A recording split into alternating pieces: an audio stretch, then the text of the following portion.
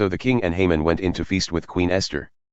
And on the second day, as they were drinking wine after the feast, the king again said to Esther, "What is your wish, Queen Esther? It shall be granted you. And what is your request? Even to the half of my kingdom, it shall be fulfilled." Then Queen Esther answered, "If I have found favor in your sight, O king, and if it please the king, let my life be granted me for my wish, and my people for my request. For we have been sold, I and my people, to be destroyed, to be killed, and to be annihilated. If we had been sold merely as slaves, men and women, I would have been silent, for our affliction is not to be compared with the loss to the king." Then King Ahasuerus said to Queen Esther, "Who is he, and where is he, who has dared to do this?" And Esther said, "A foe and enemy. This wicked Haman."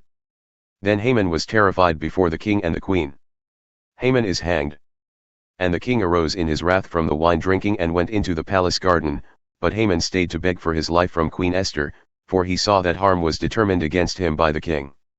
And the king returned from the palace garden to the place where they were drinking wine, as Haman was falling on the couch where Esther was. And the king said, "Will he even assault the queen in my presence, in my own house?" As the word left the mouth of the king, they covered Haman's face. Then Harbonah, one of the eunuchs in attendance on the king, said, "Moreover, the gallows that Haman has prepared for Mordecai, whose word saved the king, is standing at Haman's house, 50 cubits high." And the king said, "Hang him on that." So they hanged Haman on the gallows that he had prepared for Mordecai.